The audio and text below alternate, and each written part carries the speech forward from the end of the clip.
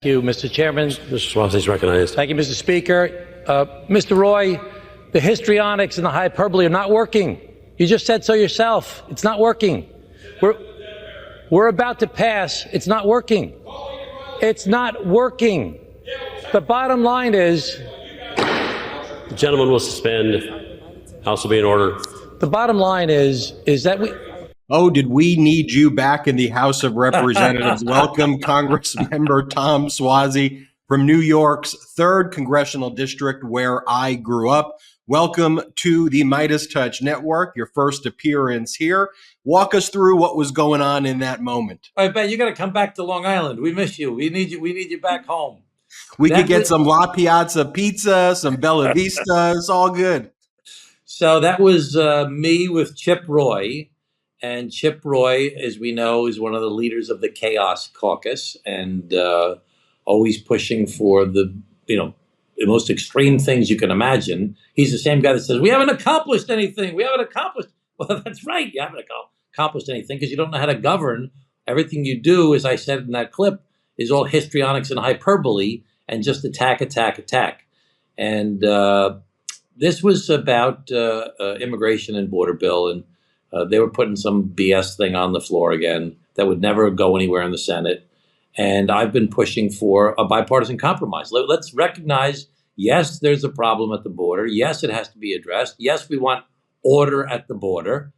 And there was a Senate compromise, which would have done everything or many of the things that need to be done. And President Trump, former President Trump, came in and said, listen, don't pass that Senate compromise because I don't want to give a victory to Biden and I want to run on the chaos. Well, that's why we didn't move forward with that. And that was just another example of the Republicans, just some members of the Republican Party, I don't want to say everybody, some of the extreme members of the Republican Party just pushing for more extremism and as a result getting nothing done and just throwing us into chaos.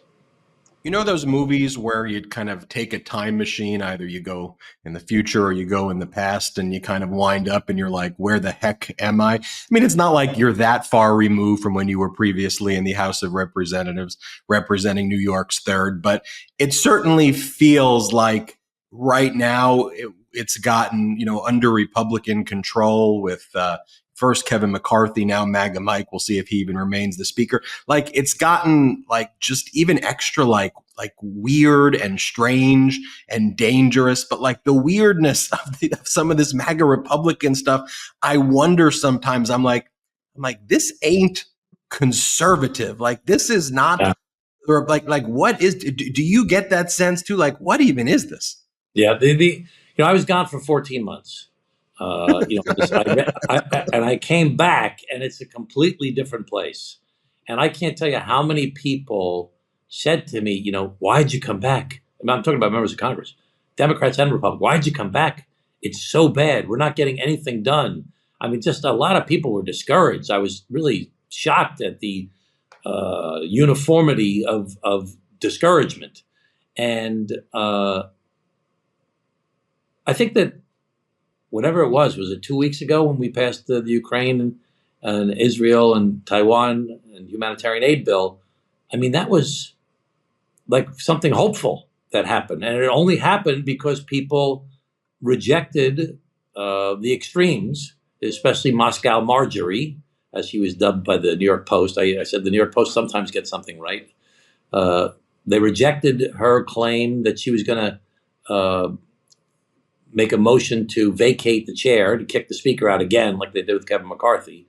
And some of us came together and said, listen, you try and kick him out and we're going to keep him. And I don't agree with them on much, but we can't give this power over to these extremists who are taking our country down the wrong road.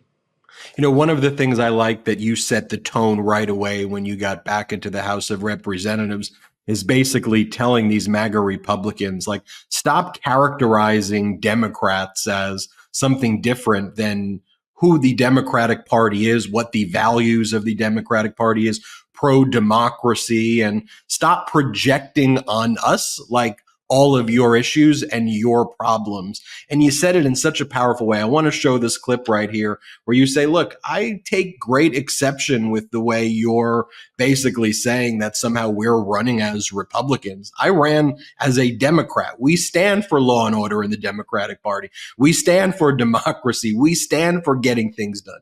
Let me show you this clip and get your reaction to it. Let's play it. But, Mr. Speaker, after my recent election, you said something I must gently take exception to. You said Tom Suozzi ran like a Republican. Now, I know you meant that as a compliment. Okay. Let me be clear, Mr. Speaker. I'm a true blue, dyed-in-the-wool Democrat.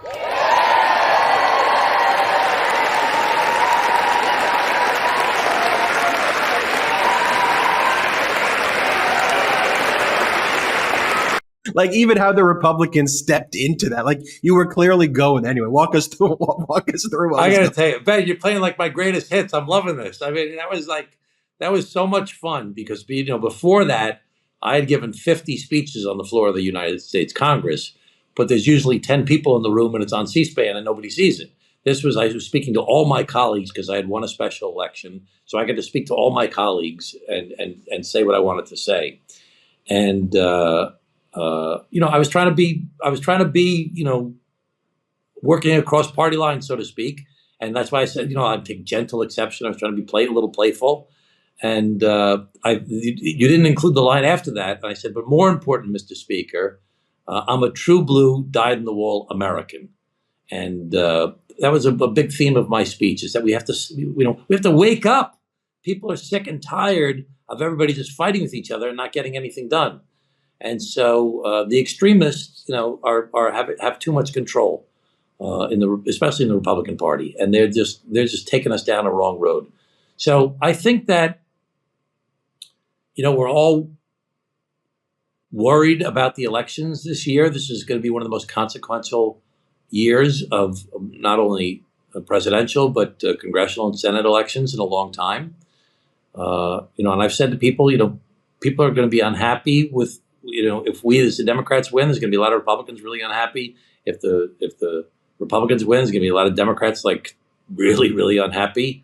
You know, we have to figure out how to get Congress working to protect our country going forward. To do that, we need to be working together to actually address the real issues. You think the border's a problem? Okay, let's sit down and work it out the way this was meant to be, as a deliberative body that is supposed to legislate. And we just need more of that. We have too many people trying to divide us in our country. There's people dividing us in politics that are just pandering to the base instead of talking to the people in the middle. They're just trying to worry about a primary. And then you have social media where people are just trying to, again, say the most extreme things to get the most attention, the most likes, the most follows. Then you have cable news, you know, the most followed show on cable news, what used to be Tucker Carlson, he had 3 or 4 million viewers. There's 350 million people in America, but he's setting the agenda. And then Rachel Maddow on MSNBC with 2 or 3 million viewers. And then the thing we have to worry about more than anything is our foreign adversaries, the Russians, Chinese Communist Party, Iran, and others that try to find anywhere there's any friction in our country, and they build up both sides to get us yelling and screaming at each other. Because the more we're fighting with each other, the more we're not doing the important work that needs to be done to move us forward as a country and as a world. To see right now the Republican Party go from Mr. Gorbachev, tear down that wall, to, not supporting Ukraine, Russia, if you're listening, come here. I mean, what do you make of that? I came of age, during that period of time. I'm 61 years old. I was born in 1962, so I was 18 in 1980. That was the Jimmy Carter Reagan election. Of course, I voted for Carter at the time. But that people don't remember that period of time that fondly. And I was, a Democrat then, and at the time I was like you said, his economic policies, etc. I was not happy with a lot of things that were going on. But looking back, that fight globally for freedom and democracy was an important fight that had to be had. And now again, it's the New York Post that did a front page story after the Ukraine vote, and said, "Niet, niet, N-Y-E-T, Russian, niet, no, Moscow Marjorie." And the head of the Intelligence Committee, a Republican guy named Turner, and the head of the Foreign Affairs Committee, a Republican named McCall, both said that people like Marjorie Taylor and others in their party are parroting the talk points of Vladimir Putin. And, we have this isolationist streak that's happening in our country right now. I'll tell you, one time in 2022, I was getting ready to leave Congress. I'd run for governor. I didn't run for office. That's how George Santos ended up running and winning, but because I didn't run that year.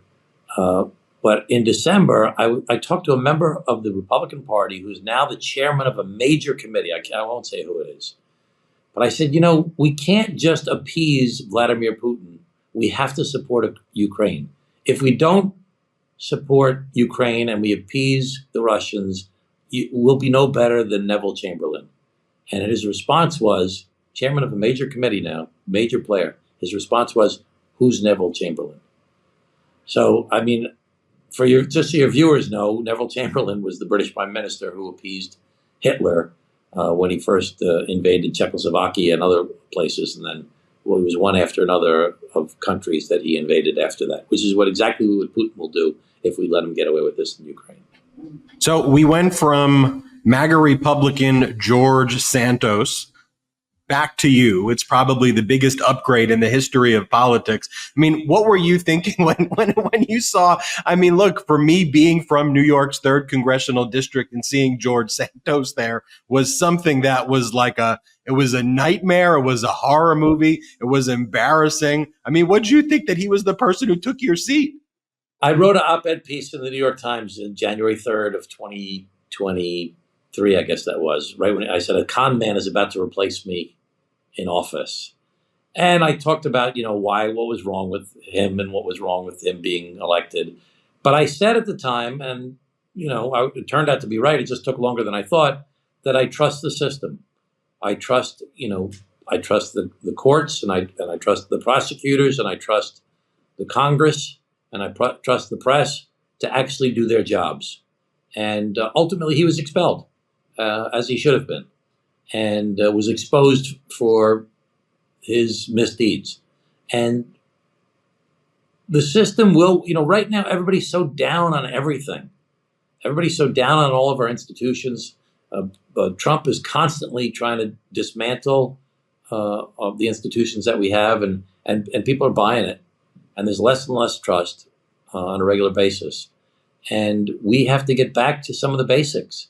And the key really is to get good people like yourself and so many others to actually just be involved in the process. Democracy only works when the people are engaged. If we leave it up to just the parties will always fight for party advantage. And I'm a true blue Democrat. As I said before, I'll always be a Democrat. But we can't rely on just the parties. We need the people to get involved. The people are busy. They're busy with their jobs and their families and paying their bills and their everyday life. But this system will not work unless the people are involved and the people are educated about the issues, which is not easy in this world of misinformation and disinformation that we have these days. Congressman Tom Suozzi, thank you so much for joining us. We hope you will come back. And I want to make this other point too. When I interned at George Washington University, when Plainview used to be in the 2nd Congressional District, which has now become the 3rd, that's really one of the first places I ever worked, basically interning for your office, giving those tours of the Capitol building when it was occupied at that time by Democratic Congressmember Steve Israel, who I still stay in touch with. Great guy, wonderful guy. I have fond memories. And of course, you as the county executive where I grew up, you couldn't drive anywhere in Nassau County without seeing a park or Tom Suozzi's name growing up, especially when I'd be playing baseball growing up. So it's great to see you fighting for democracy right now. It's great to have you back, and we hope you come back on again soon. Hey, thank you and your brothers and your team for the great work you guys are doing, because this is democracy, getting people out there talking about the issues. Thank you so much for doing it. We appreciate you. Everybody hit subscribe. We're on our way to 3 million subscribers thanks to your support. and we'll see you next time. Love this video? Make sure you stay up to date on the latest breaking news and all things Meidas by signing up to the MeidasTouch newsletter at MeidasTouch.com/newsletter.